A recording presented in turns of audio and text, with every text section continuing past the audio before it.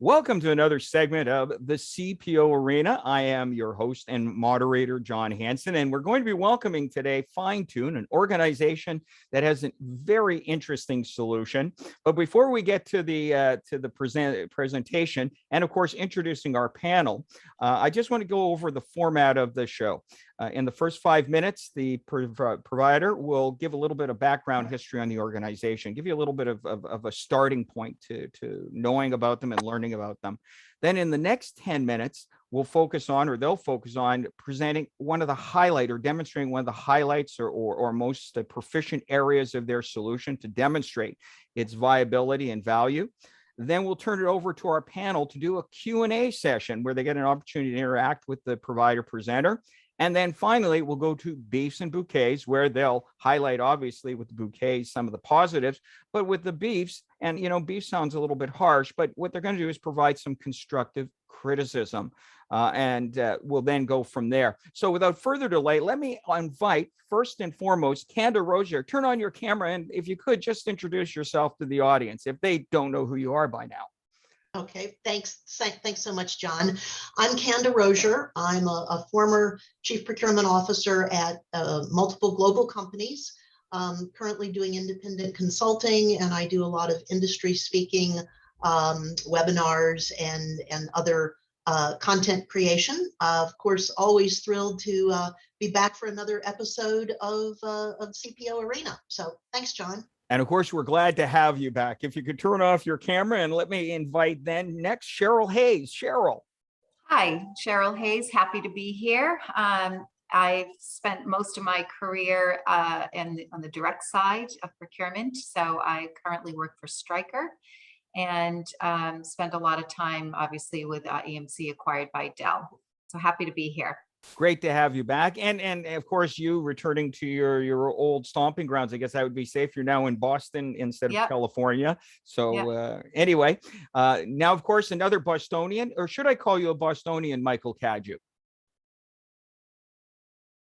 Yeah, I guess you could consider me a Bostonian. I'm from Cape Cod. We're 45 minutes away. So, and I spent about half my life in Boston. So yeah, I'm a Bostonian. Well, tell us a little bit, Michael, just a little bit about yourself, because you've got Procurement Foundry. But oh, sure. I'm sorry. So Mike Cadieux, founder of Procurement Foundry, former Chief Procurement Officer at Publicis Group. That's probably enough, man. I think so. Thank you, Mike. Welcome.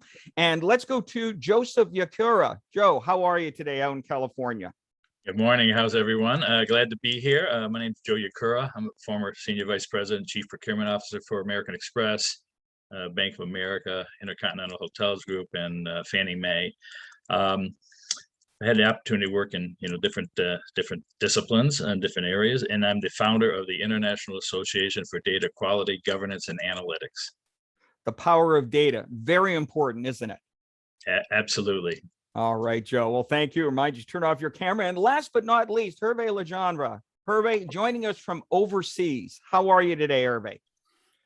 I'm glad to be back with you, John, today. That's really a pleasure every time to join the show.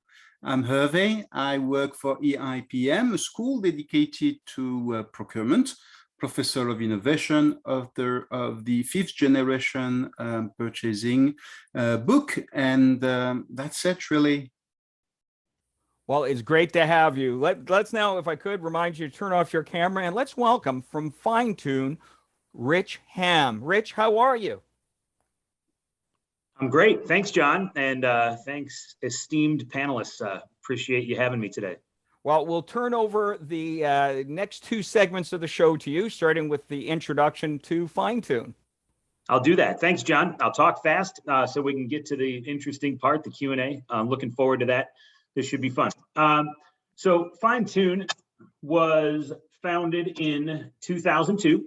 And in our arena of the kind of procurement and expense management consulting arena, that makes us a bit of a dinosaur. A lot of our first cousins in our arena of technology fueled solutions in that space are much younger than us, but our advanced age has given us the chance to live through two recessionary periods and observe the changes in the landscape as it relates to corporate procurement in that period of time. And I think the biggest observation that we've come away with is that those departments, corporate procurement and strategic sourcing departments, have been targeted for cost savings when pressures for cost savings arrived at the doorstep, and for obvious reasons. And yet, as we've emerged from those recessionary periods, resources have not necessarily been restored to pre-recessionary levels. And so fast forwarding to today in 2021, I would say that it's fair to call most procurement departments overburdened and understaffed, and the average Bob the buyer or Pat the purchaser is being asked to do the work of 2 to 3 people. We all understand why this happened, but I think it's unavoidable, and we have to acknowledge that this has created certain vulnerabilities as it relates to procurement's bandwidth, as it relates to their abilities to do the sorts of things they were able to do maybe 15 or 20 years ago. And, that's the bad news. Procurement's overburdened and understaffed. Now, the good news is that during that same period of time, a whole range of innovative solutions have been emerging to help augment in-house procurement resources and to help Bob the buyer do the work of 2 to 3 people. And I really need to give a shout out to one of our panelists here, Mike, the folks at Procurement Foundry, along with Fair Market, and Dr. Eloise Epstein from Kearney did a really great job of building kind of a visual depiction of the arena that I'm talking about when I refer to the procurement and expense management consulting and solutions arena. When they developed the innovation procurement tech innovation map, it's an awesome visual that any procurement professional today should be familiar with. Within that arena, Fine-Tune resides in the category solutions sub arena. And within that sub-arena, we are kind of deeply, deeply immersed in a small handful of the most complex indirect services. We actually call the expenses that we specialize in nuisance expenses. That's kind of the tie that binds what initially might sound like an odd hodgepodge of expenses.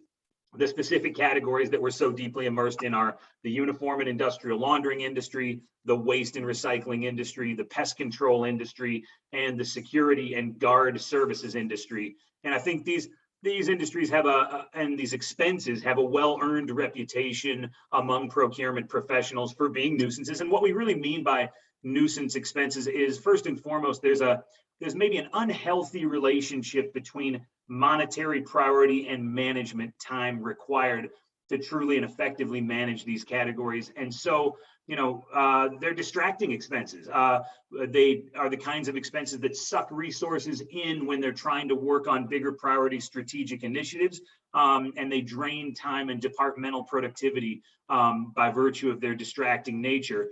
But they're also, I think, nuisance expenses because they are the sorts of expenses where procurement's best efforts tend to have the shortest lifespan and value as it relates to P&L impact. And this is one of the themes I really want to talk about today, is one of the most acute vulnerabilities I think that has been created by lean procurement is procurement's ability to deliver P&L impact and to help make that P&L impact last over time.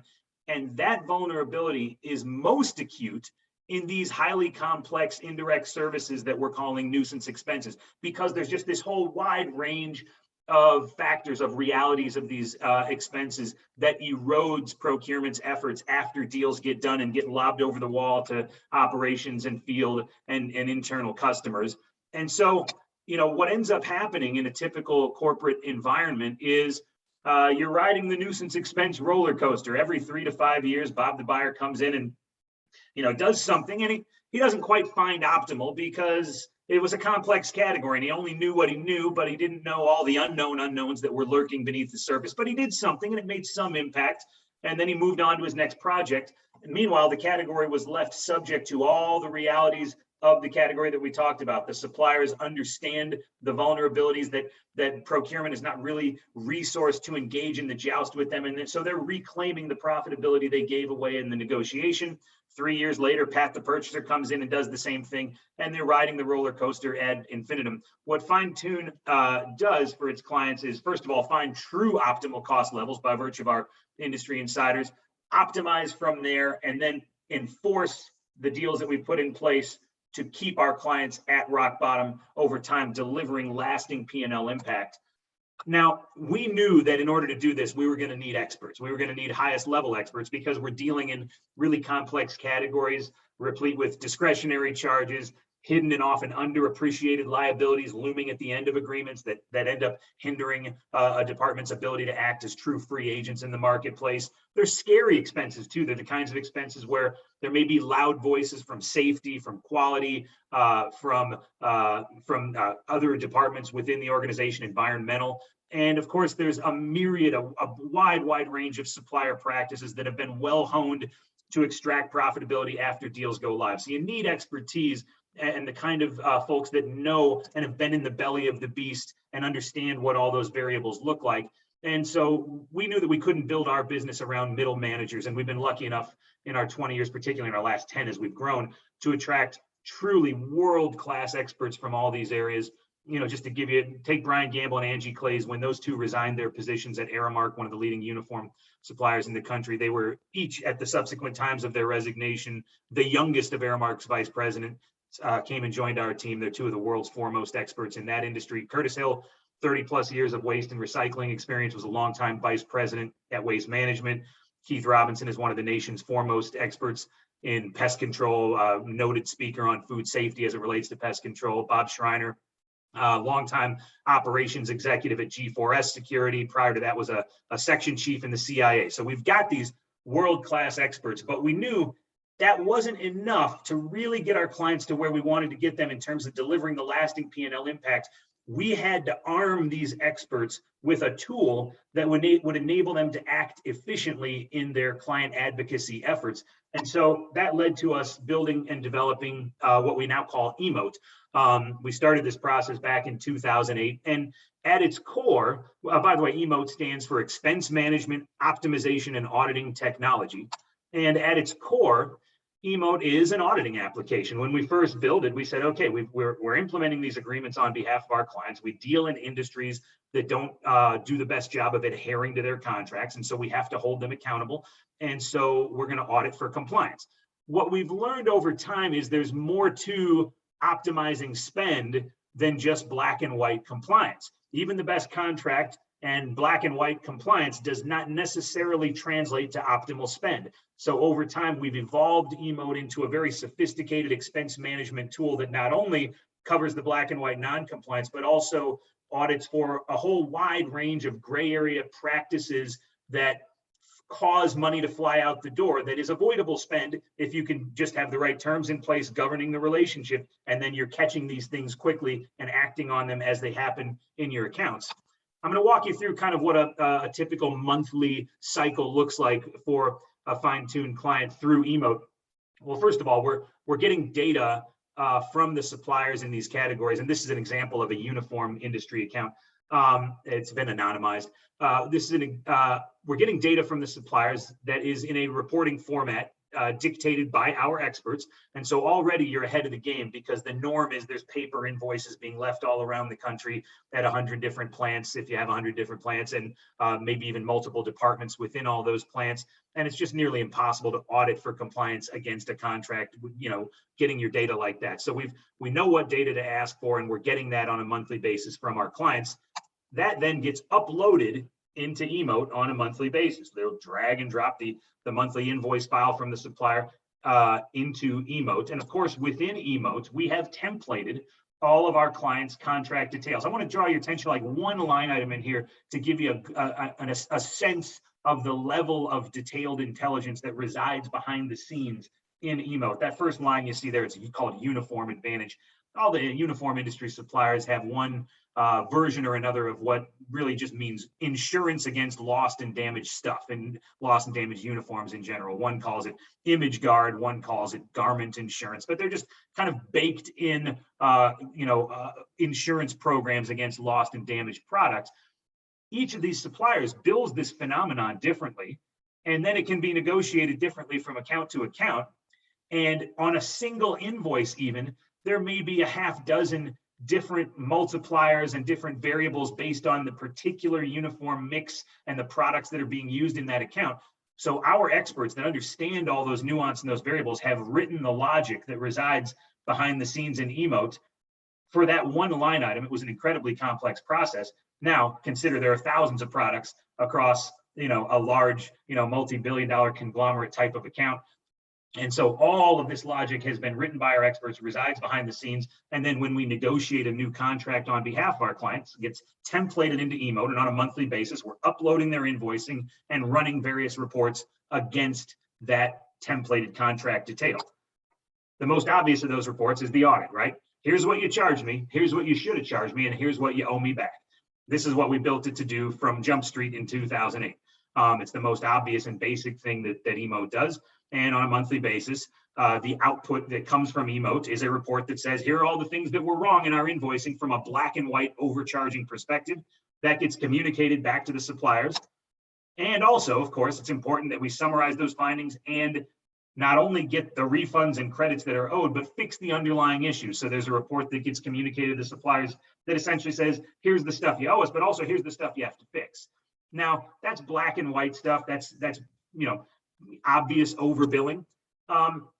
One of the chief strategies throughout all of the industries that we specialize in for growing profits over time and rendering purchasing's efforts less and less relevant over time is moving the spend further and further away from the contract. And so unapproved items, new product additions, new service additions is a huge issue in these categories. And so we have developed the ability to immediately alert us to anything that's not contemplated in the contract that might have appeared in the prior month's invoicing. And so there's an unapproved item report that our account managers are running every month.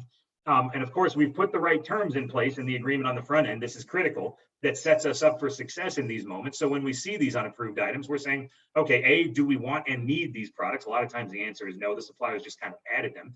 And then C, if we do want and need them, what is the right price? Because they tend to get added at book price, which might be 50 to 60% margins instead of the razor thin margins that we're negotiating the deal. And so we're able to fix that very quickly after it happens.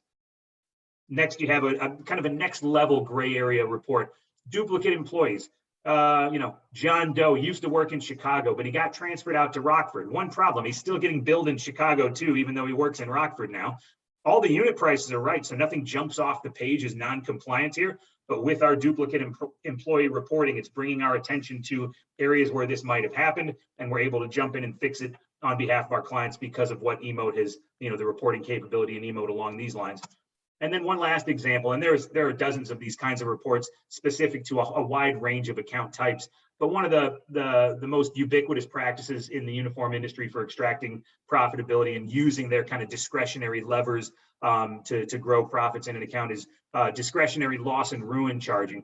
And you might see on your invoice, they're imposing the right unit rate, so nothing jumps off the page as being non-compliant, except one problem. There's a handful of invoices that are employees, that are getting billed for this same phenomenon week after week after week. Something's fishy, something's not right. Our software runs reports that will alert our experts to these phenomena that are happening in the field, enabling us to jump in, ask the right questions, advocate for our clients, defend the bottom line, make sure that the efforts of procurement stick over time. So just a few examples of the outputs of eMode on a monthly basis. I want to summarize real quick before we open it up to questions. Our thesis here is leaned out and overburdened procurement departments have been left vulnerable, and indirect suppliers know this and have done a good job of honing their attacks against these vulnerabilities. So delivering lasting P&L impact is more challenging than ever for procurement resources, partly by virtue of just plain old bandwidth and partly by virtue of the joust that they are in with suppliers that understand their limitations and have adapted their strategies accordingly. So failure to deliver this value obviously harms procurement's reputation with stakeholders and internal customers. And there are certain kinds of expenses that are, I think, the most notorious for driving a wedge between procurement and internal customers. These nuisance expenses where procurement's promises tend to be broken. And so good contracting in these categories is not enough. Even good contracting with compliance auditing is not enough. And with nuisance expenses, what's truly needed is expertise, yes, technology, yes, but also a dedicated and vigilant management approach that ensures that procurement's efforts actually hit the P&L and last and stick over time. When this is delivered, persistent problems get solved and real P&L impact is delivered. stakeholders and internal customers are happy, and we see this all the time in our clients' accounts. Procurement brings us in, but 6 months, a year later, we meet operators who see, hey, this expense has been a thorn in our side forever. Somebody finally solved it. This is great. You know, the things that procurement told me were going to happen actually happened, and they're still happening. It's stuck. And when that happens, of course, procurement's reputation in the organization is elevated. They're problem solvers, heroes who fixed long-running, long-standing problems. That's it. I just said a lot. I'm done. Let's do some Q&A and some beefs and bouquets. John, you want me to stop the share? That's just perfect. Leave it right over here. Perfect slide. Oh, I'm Thank sorry. You want me to Rich. go? I'm sorry. I stopped share. You want me to go back to it? Actually, let's look at your face so they can All right, get the very good. responses back. First and foremost, very interesting presentation. Thank you. Let's start off with Michael Cadieux. Questions, Michael?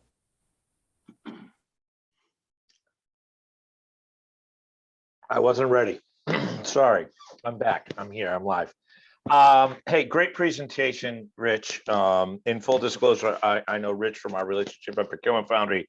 Although I'm always amazed at when he goes through this, and it reminds me of how much this is on my no-brainer list of things that people should be doing. So I do have a question, which is around your business model, and I think your business model specifically gives us insights into some trends inside of the marketplace. So maybe you can tell us a little bit about where your business is growing the fastest. Is there a specific area of nuisance spend? Is there a specific industry? Because I'm assuming that people who are tapping into you for your expertise and for your team's expertise, we could use that almost as an indicator of what other people should be doing as well. Well, Mike, I will tell you that the greatest growth that we've experienced in the last few years, because we've been fortunate enough within the last 4 or 5 years to break into the Fortune 100. We now have a handful of $100 billion plus clients. We're working with Cargill, Pfizer, DuPont, and others. And what we have seen is we tend to enter these relationships doing one small thing. Very rarely does a large client sign up for our whole suite of services, but we start with one small thing, and then our growth in recent years has been fueled almost more than new sales has been by expansion of existing client accounts. And so it's like, you know, we do our thing in waste, and then they say, why are we not doing this in uniform and pest control and security services too?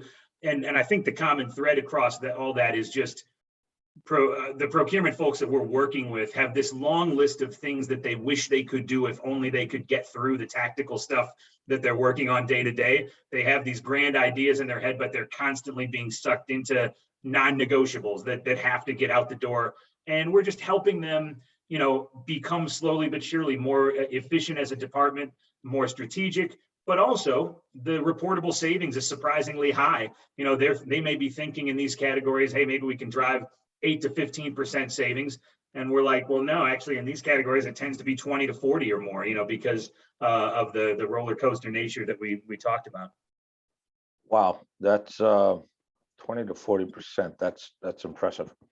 All right, I got my question answered. I will ask one follow-up question to that. With COVID over the last 18 to 24 months, I'm sure that you saw some markets open up associated with uniform rentals and things like that, right? Clean rooms, testing.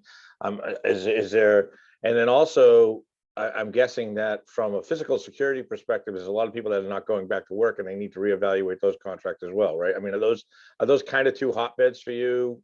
Yeah, I mean, our pharma and life sciences clients are certainly doing, you know, well, but they're also drinking from fire hoses, and you know, it's made me feel good that we can be adding some value for them while they're working on really urgent, high priority stuff. I mean, that's great. Right. You know, there have been a good number of phenomena specific to the COVID pandemic that I think have been noteworthy. I'll just give you an example of one. You know, I think for a year plus running now, a lot of businesses have avoided supplier transitions, even if they were planning one and wanted out of a supplier relationship, but they've kind of lived with the status quo because they didn't want to go about, and for understandable reasons, you know, and safety reasons, frankly, in a lot of cases, dealing with a large scale supplier transition. It just felt like the wrong time. And so, you know, I think a lot of companies have let some bad deals fester through this time period, and yet slowly but surely we're able to help sort those issues out. Sometimes forging ahead with a transition, but other times maybe helping a client avoid it and make the best of a supplier relationship that is repairable if we just do the right things to fix it. So that's one of various phenomena I've seen over the last couple of years. Great. All right, I'm gonna stop. Thanks, John. No problem. Thank you, Michael. Now let's go to Hervé. Hervé, any questions for Rich?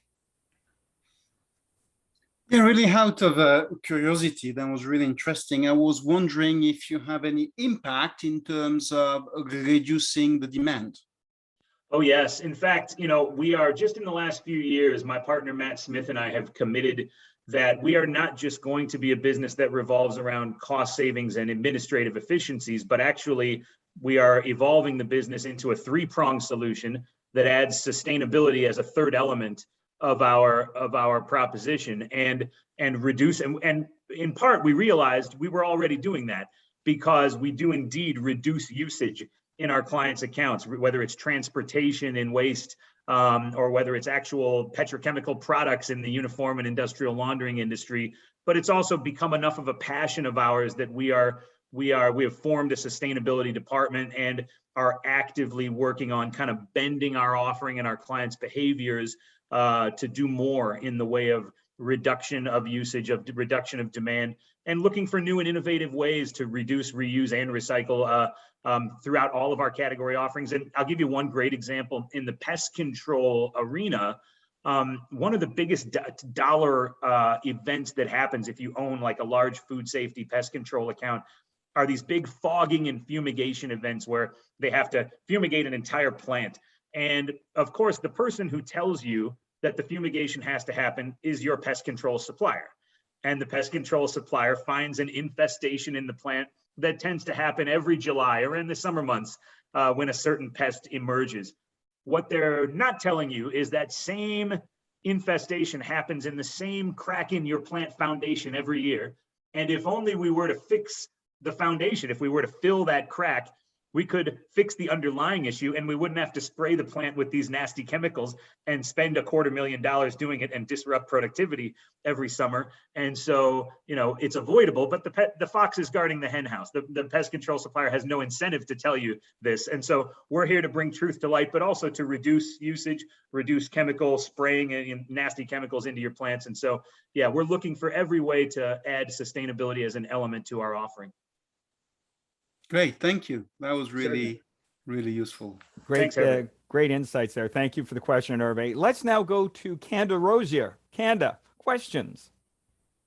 Thanks, John, and thanks, Rich. That was really informative.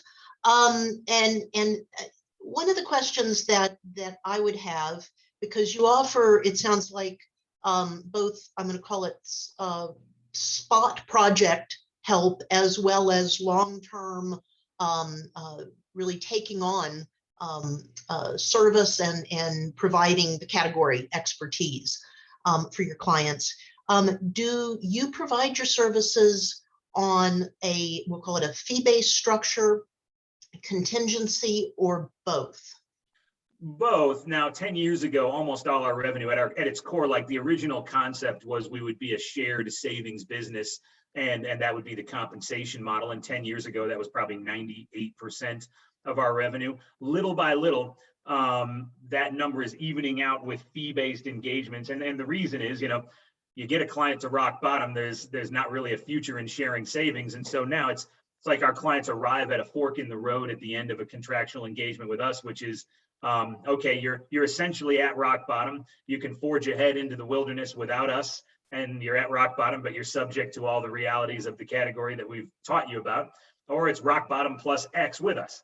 And, we've had a pretty good success rate of retaining clients into subs. In fact, just this summer we have our first 16-year client and a lot of we didn't start landing big national accounts until like 2009, 10, 11. And in that, most of those big accounts are still our clients today.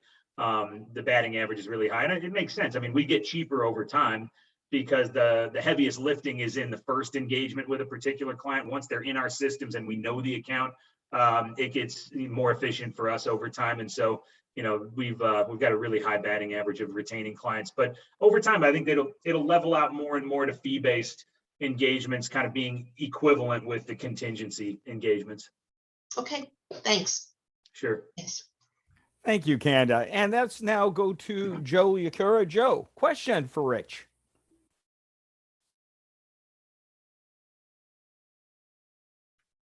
Hey, Joe, you're muted. Sorry about that. I was trying to be good by muting everything, and I apologize.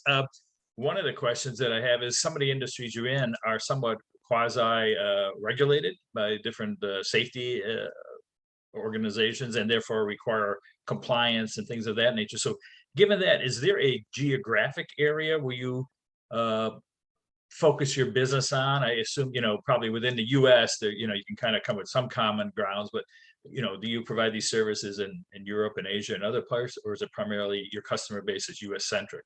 We have just recently implemented our first European success. That was really exciting. Where our international conglomerate clients are starting to demand our help overseas, and we're actually working on a project that touches Asia and Africa now. Although I can't say that we have completed our work yet, that we're in the foothills of that project. But I mean, you might be alluding to like the waste industry in the United States, for example. Yes. There are parts of the country, yeah, that are franchise operated. But certainly your marketplace opportunities are limited there. There's always other things you can do to optimize spend, but you may not be able to negotiate contracts in those areas. And frankly, in a lot of areas where, like take pest control, where you know, our clients are subject to audits and everything, if we're helping them perform better in audits than they would have absent our involvement. Yeah. Do you just, if we have time to have a couple other questions, I'll keep it to one. Do you provide any sort of you know, anonymous benchmarking standards for your customers as you go in, and you know, if they're in a certain industry, let's say industry specific benchmarking, so that they can understand, you know, the demand, not only the demand, but also the costs associated with the services that they're buying that you kind of oversee for them? It's a great question. And I always thought in our early stages, this would be important to our business. As it's turned out, the more I've learned about these categories, it's proved less and less relevant, because it really is so much more sophisticated than the benchmarking of unit costs. With our leadership, you know, understanding the supplier side, the very complex cost models that go into servicing any given account, what is optimal for any given account really varies wildly. You know, one account might be, you know, doing, you know, there was a boss I used to have at Cintas who always would say, when I worked at the leading player in the uniform industry, Cintas, and he would say, give me the uglies, you know, give me all the uglies of this account you're bringing in. And what he wanted to see was, you know, what are the realities of servicing this account that are going to eat away at our profitability? Well, you know, we know that with some accounts, there's a ton of uglies, and with other accounts, there's only a couple. Sometimes the stars are perfectly aligned to optimize costs, but other times they're not. And so, yes, we have a matrix and we have, you know, the data. We understand what our benchmark costs are for every product under the sun in this industry, but it's still an account by account proposition, and the answer to what is optimal for any given account just varies. It varies based on a whole host of complex factors. Great. Well, thank you very much, Rich. Appreciate it. Sure. Good question, Joe. Thank you, Joe. Good questions. And finally, Cheryl Hayes, questions for Rich. Hi, yes, Rich, thank you for that presentation. And you actually answered one of my questions. How long do you keep your customers? You know, what is their kind of longevity with your company? And 16 years is a pretty long time for at least one of them. So, but my question is, and I like that you recognize that most procurement folks are overutilized. You know, the departments are understaffed. It doesn't seem to be that much of an issue with your company, though. I would assume that you kind of have the same issue, right? I mean, people are constantly changing. COVID changed things over the last year. Folks are just exiting the workforce, and people change roles. How do you keep that? And in the training and the updating, as procurement's constantly evolving, there's AI, there's a whole bunch of software, you know, that we can utilize now as procurement folks. How are you keeping up with that? Keeping your folks engaged, making sure they're trained properly and understand and have all the latest and greatest tools? Cheryl, I ask myself every day how I've been as lucky as I have been. And the truth is, you know, I am blown away by our good fortune. And part of the answer is that the climate has just like 20 years ago when I had this idea to start this business, I did not think someday there'll be a recession and then a global pandemic and demand for this sort of service will like erupt. We just got lucky. You know, like we were one of the businesses that benefited from a lot of people going through a very uncertain and difficult time. And so we have had good fortune. That is just a part of the story.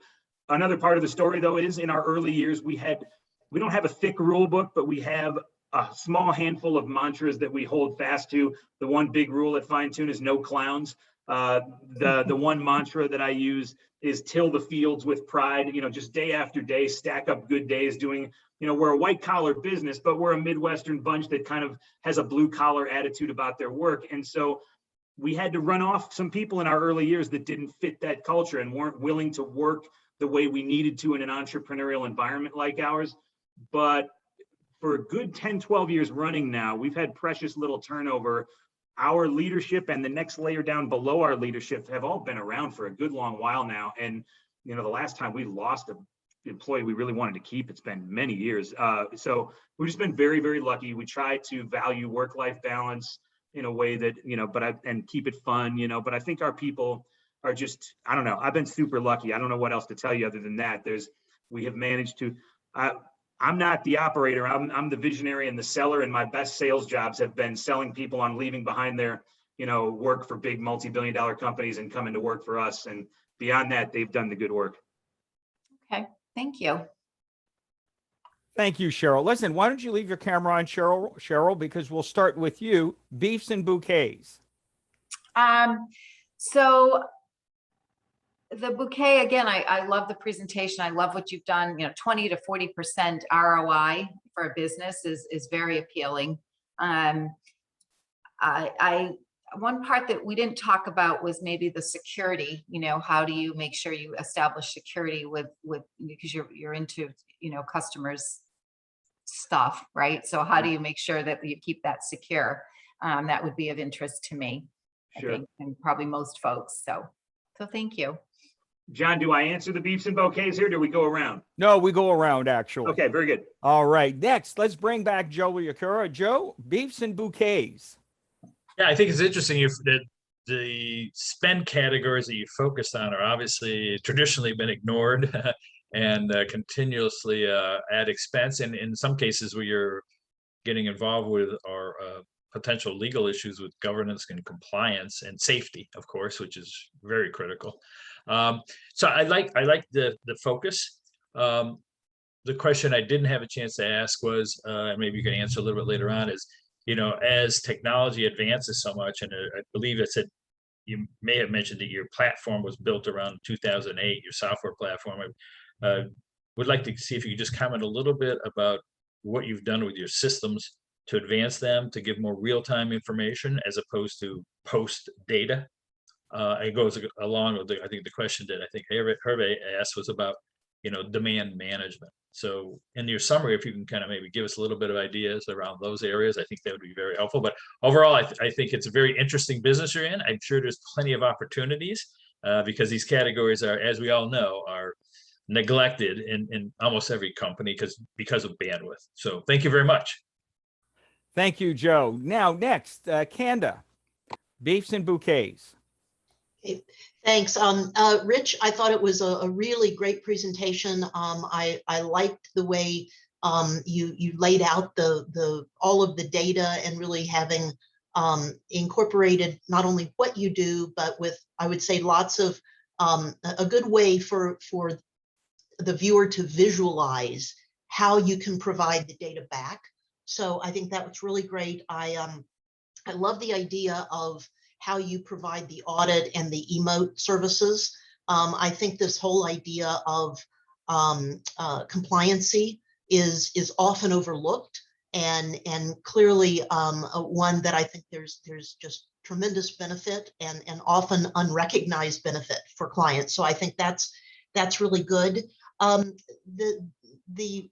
The beef, and I wouldn't really even call it a beef, but it would be a suggestion would be if there is a way to also point out and highlight how that you mentioned how in the audit process you point out where there's spend that's gone out of compliance, where there's overruns, where maybe new products have been introduced, this sort of thing. And that's great. But if there were a way to highlight how you as a company then work with your clients to go back and look at their processes, maybe their workflows and their existing systems, to take those learnings from the audit and make repeatable change in the existing client workflow, I think that could be another really key point to show another layer of value that you're bringing to the client. But I thought it was a great presentation, and I learned a lot about a product area I didn't know existed out there in the market. So thanks very much. Thanks, Kanda. Thank you, Kanda. Now let's go to Hervé. Hey, Rich, I really loved your energy and the way you've been putting together your value proposition on the table. I think this is really fantastic to have it as a, you talk about it as a pain point, as a problem, as a nuisance to the client. You don't try to tell us that you're creating value for your customer, but you're really showing, what's the true issues, the unseen, hidden vulnerabilities and problem they face, and I think that was really great. And at the same time, I would say one thing I would have liked to hear a little bit more is, how do you help your clients to do something good for their own employees? I think there's plenty in the product you have of things that are actually maybe making, the people working for your client a bit more proud every day, a bit more safe, and make their life easier. And I think that's also something important, especially in the periods we've been going through of helping people on the front line sometime, to have a no asshole experience and things like this. Hervé, thank you so much. And finally, Michael Cadieux, Beefs and Bouquets. Hi, sorry, I'm back again. So I'll start with Bouquets. How's that? So the one thing that I really like about this is the fact that this isn't a one-time audit, right? We've all over our careers hired audit firms to come in and look at things, and it tends to be a one-time gain share model. Okay, thank you very much for coming in and evaluating my whatever, and here's your check for X amount of dollars, and out the door they go. And there isn't really, and I'll use Rich's verbiage for this, there really isn't an incentive to fix the core issue, right? Like I'll think of sales and use tax, for example. People come in and audit sales and use tax, but what they don't fix, they fix the process by being somebody who could now, they would teach a company how to self-assess sales tax as opposed to just keep bleeding sales tax out and then coming back and recovering it. I love the fact that what you do is you come in, you create a relationship with your clients. You start with an audit process and evaluation process, but you stay for years and years as part of a management process, almost augmenting their vendor management program. And I really like that, because I think some people can get hung up in, okay, this is just an audit consulting firm, and that's not what it looks like what you are. So certainly that's my bouquet. My beef, I think, if I have a beef, is that there's probably a dozen other places that this service could be used inside of my spend categories. And it's just the fact that you haven't been able to expand out your business model wide enough yet to be able to help people in 7 other areas. Because I think that there's a very good expansion opportunity in your future if you can staff up and find the experts, kind of like the Rhodes Scholars that you have today, into that. So that would be my one beef is I think you've just got a lot more greenfield that you can cover in your business model. I love it, and I think it's brilliant. I think that small organizations, I love the fact that you're focusing on large multinational Fortune 100s. I also think there's a massive market for you in what we call inside of Procurement Foundry lone wolves.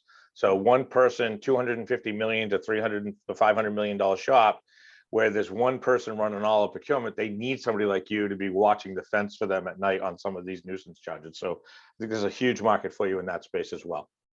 That's Great it. points, Peace to Mike. Bouquets. And by the way, the sanitation services and snow removal offerings are in pilot right now. Oh, there you go. Right there you go. Yeah, Well- I'm sure the people in Florida will use a ton of that snow removal. The Sure they people will. in, I can tell you one person, the people in Texas are going to be using some snow removal this year because they don't know how to do any of that. So Well, thank you, panel. Very great insights, Beef and Bouquets. What I'll do, Rich, is give you a final 2 minutes just to provide a summation. I know 2 minutes isn't a lot of time, but I'm sure you can sort of sum up some of the things here. Well, look, these were all the input and questions from the panel were fantastic, and I appreciate everybody's time. I'm not going to try to answer those in 2 minutes. I'll just say that I think my mantra that I've been on, for, the last handful of years now has been really trying to push procurement's efforts, tying out to the P&L, delivering real P&L impact so that stakeholders appreciate what procurement is doing. And I'm sure they do in a lot of respects as it relates to the most urgent needs that procurement is addressing. But there are certain categories that tend to drive a wedge between procurement and stakeholders, where procurement's promises have historically not been kept because of the nature of the expenses and because of the vulnerabilities of being lean. And, there's resources out there like us that can help address those vulnerabilities, that can help make sure that procurement does things that actually solve persistent problems, delivers P&L impact over time. And, that to me, that's the common sense goal. With any expense a business incurs, drive it to optimal and keep it there, right? That's what we're trying to do for our clients. And I know that they appreciate it in the procurement department, that we're solving problems and minimizing distractions. And then their internal customers, stakeholders, and operators appreciate it because we're solving long-time problems and actually delivering value where the efforts of procurement have probably historically come up a little short. So that's my parting shot. Thanks, John. Well, thank you so much, Rich, and thank you for joining us from Fine Tune. And I just want to remind the audience that this is an on-demand recording, and you can certainly reach out to Rich. We'll provide some additional contact information and additional information. And as always, thank you, panel, for your insights today. We wish everyone a good day. Until we come at you over these virtual airwaves again, I remain your host, John Hanson. Take care. Thanks, everybody.